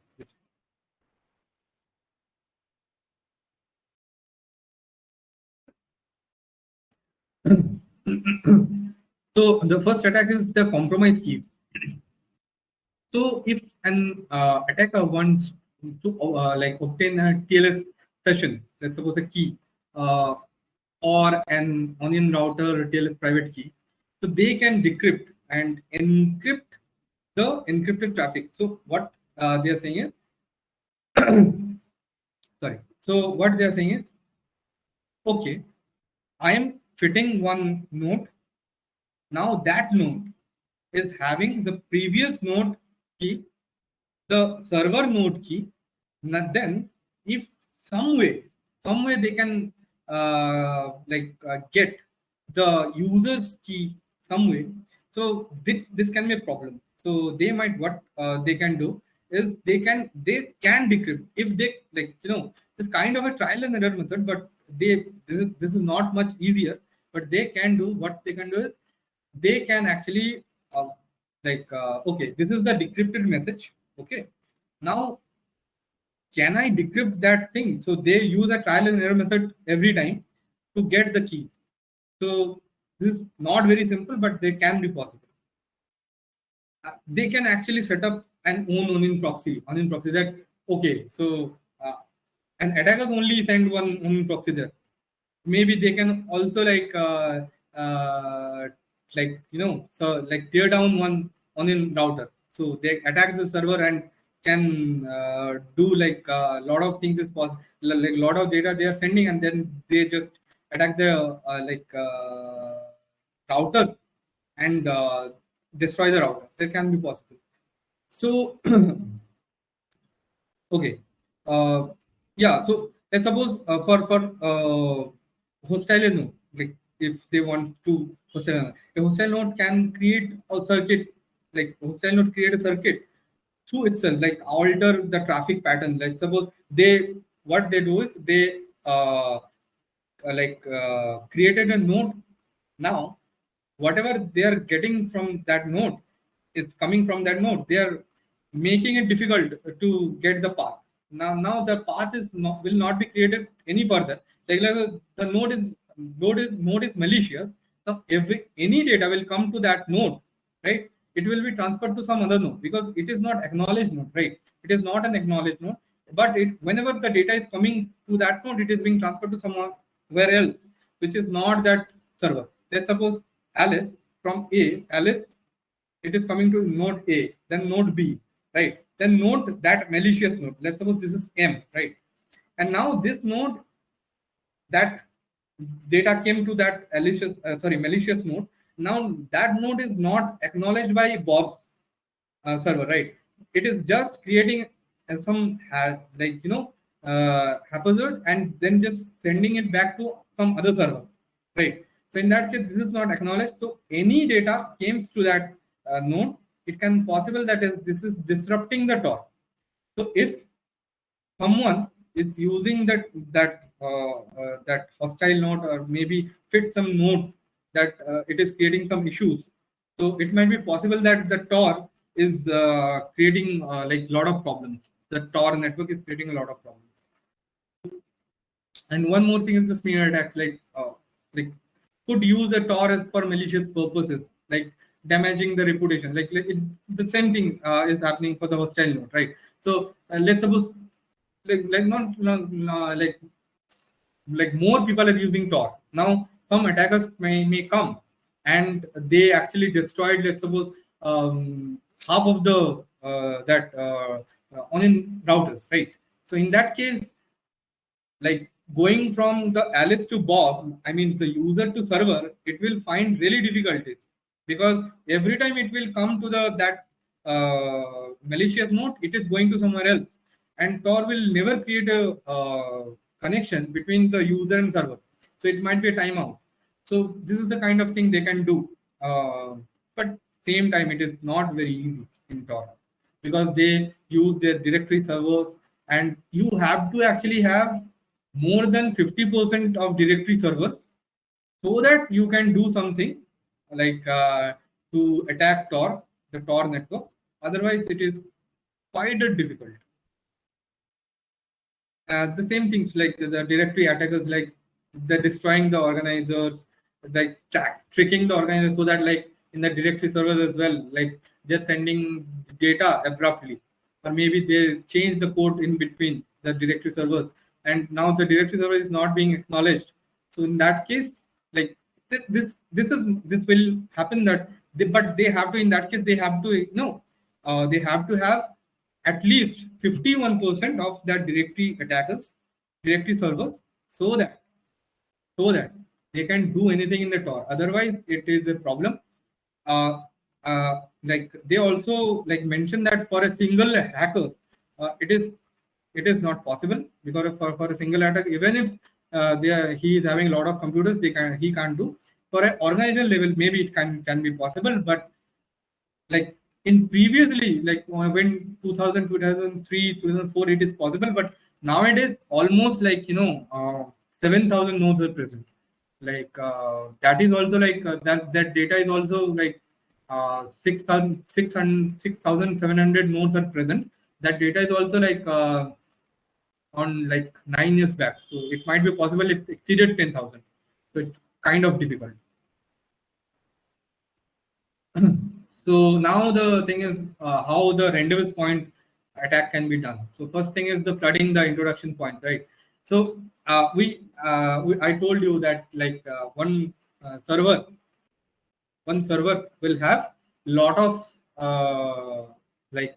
introduction point to connect it to that rendezvous point, right? So attacker might try to overwhelm the Bob introduction point with many requests to prevent like it can be possible that attackers sending lot of data to the that introduction point.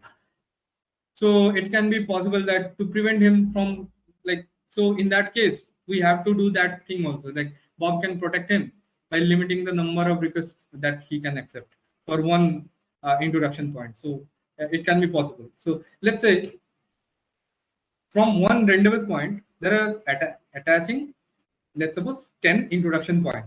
Now attackers is sending data to rendezvous point. Now rendezvous point is sending data to one of the introduction point, right? So attackers might send a lot of data to the rendezvous point. Rendezvous point is busy, and rendezvous point sending data to that introduction point, and that introduction point may be overwhelmed in that case. So in that case, server like the Bob server might introduce some rule in the introduction point that if like I will process only 100 packets at a time, so please wait. If someone is having more than that, then please wait for in the rendezvous point or maybe introduction point as well. So that's the thing. Flooding can be possible, but it can be solved using some set of rules that Bobs can set or maybe server can set in the introduction point, right? The second thing is disrupting the introduction point. So attackers an introduction point, attacking an introduction point could be disrupt the Bob service, right? So, however, since the Bob identity is tied to its public key, right? So they can't just send anything to the to that introduction point because there should be Bob's public key and the data should be decrypted by Bob's private key only. So he can simply advertise himself as a this is kind of a different introduction point. Like if the attackers don't know Bob's public key, so they can't do anything because even if they're sending with different public key, this will be like in the introduction point only. It will be discarded because this is not having the Bob's public key. So this can be done like they are also give us the solution as well. Like Bob can actually do can do these things. Comparing an introduction point. Like compromising an introduction point. So if an attacker control one of the Bobs, like if the hackers, let's suppose, very smart and can take over the Bob's introduction point, and they can flood with the data like using that introduction point. Bob can flood like that hacker can flood Bob's server. So in that case, Bob can detect the flood and like they have to they can block the attack, or maybe they can use the puzzle system as well. So they can attack. It's according to the server how they wants to set the thing, how they wants to set the the system. So they can either block the thing, or maybe they have to solve some puzzle. So yeah, this is the thing happening in the rendezvous point. So rendezvous point can flood it, disrupt it as well. Maybe using a lot of data is coming from an introduction point. Okay, so this is the thing it can be done, right? Okay, so this kind of like like how the TOR network is like in May there are like 20 as well, not like 2004 TOR is having only 32 nodes, and there are like 24 in the US and 8 in the Europe, like with more joining weekly. So it is like they are giving us a state like how they are planning to do and what is the future aspect, right?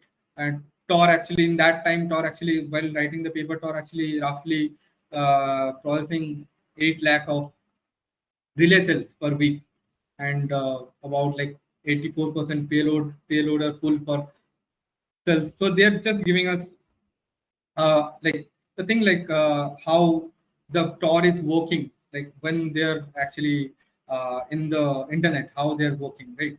So they have set up like one of the users set up the wiki as a hidden service. This is the WikiLeaks only, publishing addresses anonymously. And this is the future aspect that like while writing the paper, they write the 10,000 user is needed, because otherwise, let's suppose there are really less user. So it might be like, if someone is like only 100 people are using TOR.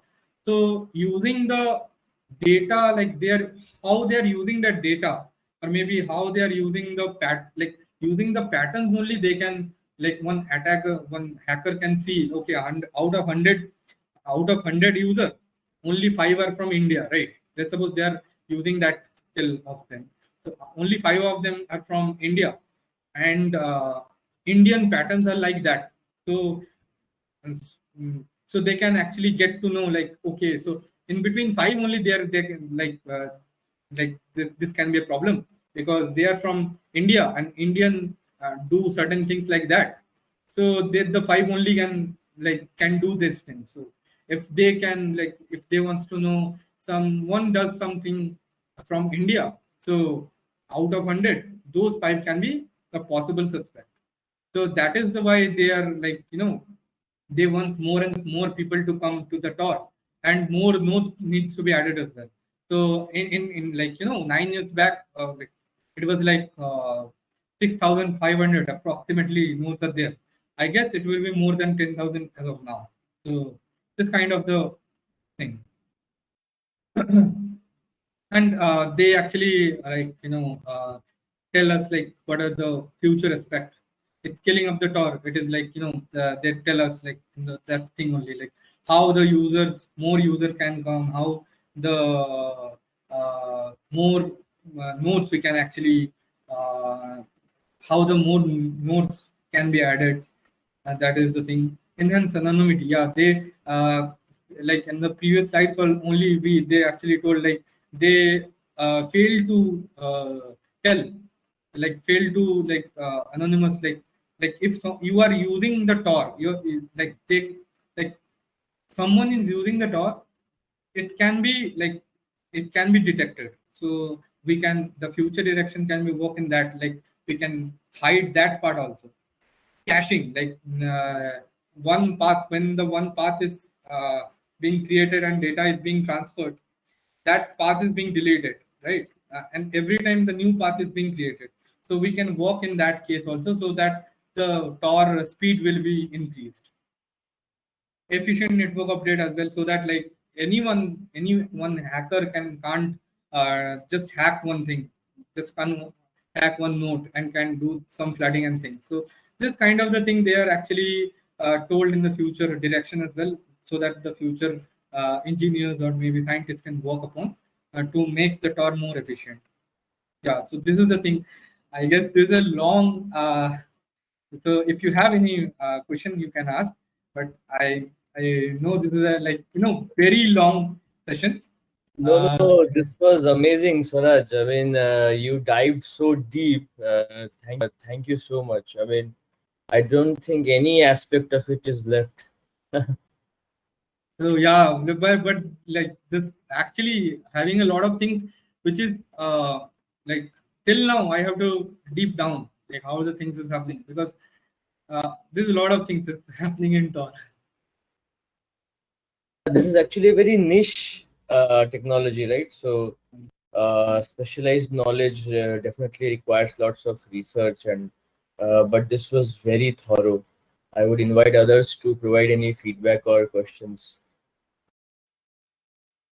So if you have any question, like, I'll share my that like email as well. But if you have any question, we can discuss now. Yeah, Suraj, please share your email ID, and the way you actually delivered this whole session was quite amazing. This actually shows that you have actually put so much effort into this and to make us understand